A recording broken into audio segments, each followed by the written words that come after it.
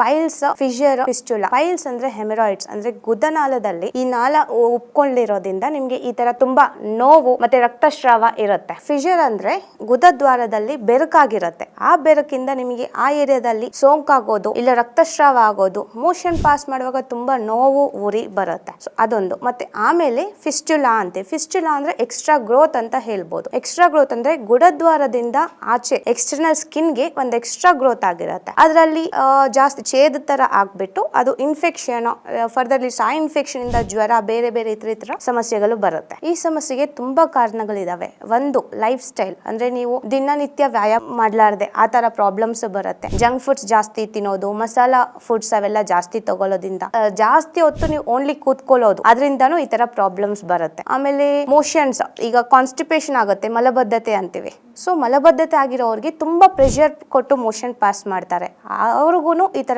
Problems ಬರುತ್ತೆ. ಆಮೇಲೆ ಜಾಸ್ತಿ ಲೂಸ್ ಮೋಷನ್ಸ್ ಆಗ್ತಾ ಇರ್ತದೆ. ಲೂಸ್ ಮೋಷನ್ಸ್ ಆಗುವಾಗ್ಲೂ ಗುದದ್ವಾರದಲ್ಲಿ ಒಂದು ಬೆರಕ್ ತರ ಆಗುತ್ತೆ. ಅದರಿಂದ ಪೈಲ್ಸ್, ಫಿಷರ್, ಫಿಸ್ಟುಲಾ ಈ ಪ್ರಾಬ್ಲಮ್ಸ್ ನಾವು ನೋಡ್ತೇವೆ. ಆಮೇಲೆ ಜಾಸ್ತಿ ಮದ್ಯಪಾನ ಮಾಡೋರ್ಗೆ, ಲೈಕ್ ಧೂಮಪಾನ ಮಾಡೋರ್ಗು ಯೂಶುವಲಿ ಈ ತರ ಪ್ರಾಬ್ಲಮ್ಸ್ ಬರುತ್ತೆ. ಆಮೇಲೆ ಜಾಸ್ತಿ ನೀರು ಕುಡಿಯಲ್ಲ, ಲೈಕ್ ಡಿಹೈಡ್ರೇಷನ್ ಇಂದಾನು ನಾವು ಈ ತರ ಯೂಶುವಲಿ ಪ್ರಾಬ್ಲಮ್ಸ್ ನೋಡ್ತೀವಿ. ಬಿ ಬೆಟರ್ ಪೈಲ ಊರ್ಜಾ ಈ ಪೈಲ್ಸ್ಗೆ ತುಂಬಾ ಒಳ್ಳೆ ರಿಸಲ್ಟ್ ಇದೆ.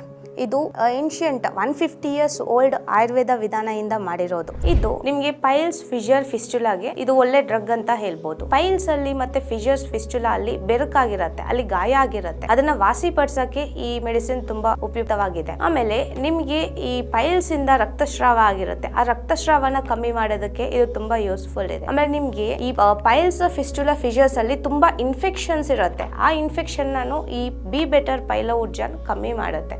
ಸೊ ಈ ಬಿ ಬೆಟರ್ ಪೈಲ ಊರ್ಜಾ 100% ಪ್ಲಾಂಟ್ ಬೇಸ್ಡ್ ಇಂದ ಮಾಡಿರೋದ್ರಿಂದ ಯಾವ ತರ ಸೈಡ್ ಎಫೆಕ್ಟ್ಸ್ ಇರಲ್ಲ. ಇದು ನಮ್ಮ NABL ಲ್ಯಾಬ್ ಅಲ್ಲಿ ಟೆಸ್ಟ್ ಮಾಡಿ ಸರ್ಟಿಫೈ ಮಾಡಿರೋದು. ಸೊ ಇದರಲ್ಲಿ 100% ಪ್ಲಾಂಟ್ ಬೇಸ್ಡ್ ಪ್ರಾಡಕ್ಟ್ಸ್ ಇರುತ್ತೆ. ಸೊ ಯಾವ ತರ ಸೈಡ್ ಎಫೆಕ್ಟ್ಸ್ ಇರಲ್ಲ.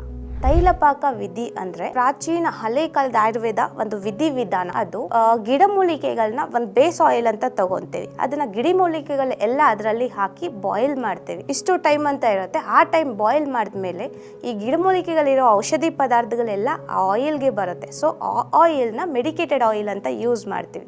ಈ ಪ್ರೊಸೀಜರ್ನೇ ತೈಲಪಾಕ ವಿಧಿ ವಿಧಾನ ಅಂತ ಹೇಳ್ತೇವೆ. ಬಿ ಬೆಟರ್ ಪೈಲ ಊರ್ಜಾ ಅವ್ರದ್ದು ಬೆಳಗ್ಗೆ ಒಂದು ಮಾತ್ರೆ, ರಾತ್ರಿಗೆ ಒಂದು ಮಾತ್ರೆ, ಊಟ ಆದ್ಮೇಲೆ ತಗೊಳ್ಳಿ. ಸೊ ಒಳ್ಳೆ ರಿಸಲ್ಟ್ಸ್ಗೋಸ್ಕರ ಅಟ್ಲೀಸ್ಟ್ ಮಿನಿಮಮ್ 3 months ತಗೋಬೇಕಾಗತ್ತೆ. ಅಟ್ಲೀಸ್ಟ್ 1 month ಆದ್ಮೇಲೆ ನೀವು ಒಳ್ಳೆ ರಿಸಲ್ಟ್ಸ್ ನ ನೀವೇ, ಚೇಂಜಸ್ ನ ನೀವೇ ನೋಡ್ತೀರಾ. ಈ ಪೈಲ ಊರ್ಜಾ ಮಾತ್ರೆ ತಗೊಳ್ಳುವಾಗ ಜಾಸ್ತಿ ಮಾಂಸಾಹಾರನ ಅವಾಯ್ಡ್ ಮಾಡಬೇಕು, ಮಾಂಸಾಹಾರನ ಕಮ್ಮಿ ಮಾಡಬೇಕು. ಜಾಸ್ತಿ oil, junk foods, masala foods ಇವೆಲ್ಲನ ಕಮ್ಮಿ ಮಾಡಬೇಕು. ಆಮೇಲೆ ಲೈಕ್ ನಿಮ್ಮ ಲೈಫ್ ಸ್ಟೈಲಲ್ಲಿ ದಿನನಿತ್ಯ ವ್ಯಾಯಾಮ ಮಾಡಬೇಕು. ಲೈಕ್ ದಿನ ಇಷ್ಟೊತ್ತ ವಾಕಿಂಗ್ ಮಾಡೋದು, ವ್ಯಾಯಾಮ ಮಾಡೋದ್ರಲ್ಲಿನೂ ನಿಮ್ಗೆ ಈ ಡಿಫ್ರೆನ್ಸ್ ಗೊತ್ತಾಗುತ್ತೆ. ಇದರ ಜೊತೆಗೆ ಜಾಸ್ತಿ ಮದ್ಯಪಾನ ಮಾಡೋದು, ಜಾಸ್ತಿ ಧೂಮಪಾನ ಮಾಡೋದನ್ನ ಕಮ್ಮಿ ಮಾಡಬೇಕು. ಜಾಸ್ತಿ ನೀರು, ಮಜ್ಜಿಗೆ, ಲಿಕ್ವಿಡ್ ಡೈಟ್ಸ್ ಅವೆಲ್ಲ ಜಾಸ್ತಿ ತಗೋಬೇಕಾಗತ್ತೆ. ಮಜ್ಜಿಗೆ ಅಂದ್ರೆ ತುಂಬಾ ಜನ ಲೈಕ್ 1 cup ಆಫ್ ಮೊಸರು ತಗೊಂಡ್ರೆ half of the amount water ಹಾಕ್ತಾರೆ. ಹಂಗಲ್ಲ, 1 cup ಆಫ್ ಮೊಸರು ತಗೊಂಡ್ರೆ 3 cups ಇಲ್ಲ 4 cups ಆಫ್ ವಾಟರ್ ತಗೊಂಡು ಬಟರ್ ಮಿಲ್ಕ್ ನ ಕುಡಿಬೇಕು. This is the proper portion of the ಮಜ್ಜಿಗೆ you have to prepare. So be better ಪೈಲ ಊರ್ಜಾ ಇಂದ ಲೈಕ್ ನಿಮ್ಗೆ ಈಗ ಪೈಲ್ಸ್, ಫಿಷರ್, ಫಿಸ್ಟುಲಾ ಇಂದಾಗೋ ನೋವು, ರಕ್ತಸ್ರಾವ ಎಲ್ಲ ಕಮ್ಮಿ ಮಾಡುತ್ತೆ. ಈ ಪ್ರಾಡಕ್ಟ್ ಅನ್ನ ಜನರು ಆರ್ಡರ್ ಮಾಡಬೇಕು ಅಂದ್ರೆ ಯಾವ ರೀತಿ ಮಾಡಬೇಕು?